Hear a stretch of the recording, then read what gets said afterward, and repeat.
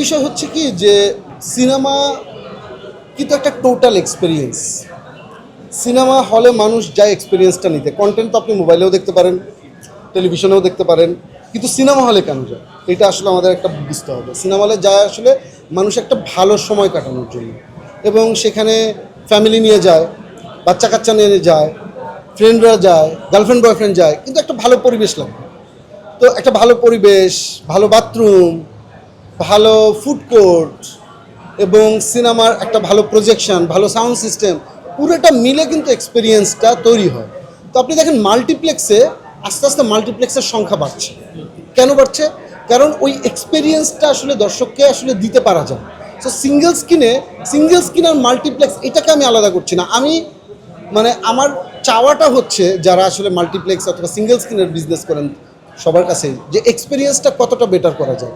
Single স্ক্রিনের এক্সপিরিয়েন্সটা যদি ভালো হয়, সিকিউরিটি যদি ভালো থাকে, লোকজন যদি একটু ভালো করে বসে মানে ভালোভাবে আসলে কন্টেন্ট দেখতে পারে, সিনেমা দেখতে পারে, তাহলে কিন্তু আমি মনে করি না যে এটা বন্ধ হয়ে যাওয়ার আর কোনো মানে জায়গা অথবা আশঙ্কা আছে। কাজেই এক্সপিরিয়েন্সটা যত বেটার হবে সিঙ্গেল স্ক্রিনে, তত সিঙ্গেল স্ক্রিন টিকে থাকবে।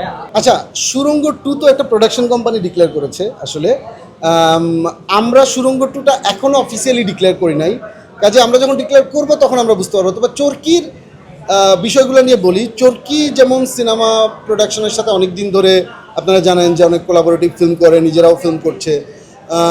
আমরা ঈদ ছাড়া, চরকি ঈদ ছাড়া, ঈদের বাইরে এখন অনেকগুলো সিনেমা অলরেডি প্ল্যান হয়ে গেছে।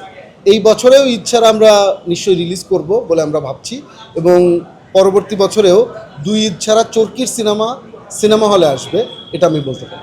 অ্যাডফার যখন আমি এই নিউজটা দেখলাম, অ্যানাউন্সমেন্টটা দেখলাম, এটা কিন্তু আমার কাছে খুব ইন্সপায়ারিং মনে হয়েছে। ইন্সপায়ারিং কেন মনে হচ্ছে?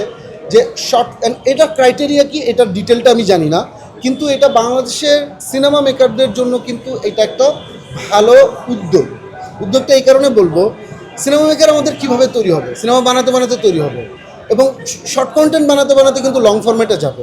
কাজে শর্ট কন্টেন্টের জন্য কিন্তু ইনভেস্টমেন্ট পাওয়া যায় না, এটা কিন্তু খুবই ডিফিকাল্ট, কারণ এটার বিজনেস মডেলটা এখনও অনেক প্রপার ক্র্যাক করা যায়নি। কাজেই এইটার যে উদ্যোগটা, এই যে 5টা ফিল্মকে দেওয়া হবে 5 লাখ টাকা করে, 25 লাখ টাকা, সো এইটা কিন্তু ওই 5 লাখ টাকা দিয়ে যে একটা গল্প বলার যে এই এক্সপেরিমেন্টটা আমি মনে করি সে যখন লং ফরম্যাটে সিনেমা বানাবে তখন কিন্তু এটা কাজে লাগবে। যে এটা খুবই ভালো উদ্যোগ, আমি খুবই প্রশংসা করি।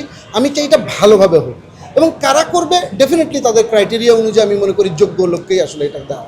আমাদের চরকিতে কিন্তু লং ফরম্যাট ছাড়াও অথবা সিরিজের যে ফরম্যাটটা, এপিসোডিক ব্রেকডাউন, এইগুলো ছাড়াও কিন্তু আসলে দেখবেন যে আমাদের ছোট ছোট প্রোগ্রামিং আছে, হ্যাঁ, যেটা দিয়ে আমরা শর্ট ফিল্ম প্রডিউস করি, নানান রকম আছে। এবং এই জায়গাটাতে আমরা আসলে এটা এই কারণেই করেছি, এটার যেটা বললাম যে শর্ট ফিল্মের বিজনেস মডেলটা কিন্তু রাইট বিজনেস মডেল এখন আমরা জানি না, কিন্তু তারপরেও কিন্তু আমরা শর্ট কন্টেন্টগুলো প্রডিউস করি চরকি থেকে। এবং এইটা প্রডিউস করি, যেমন ফ্লিক নামে চরকির একটা প্রোগ্রামিং আছে, চরকি ফ্লিক। এই ফ্লিকটা কিন্তু আসলে 20 থেকে 30 মিনিট, 40 মিনিটের প্রোডাকশন।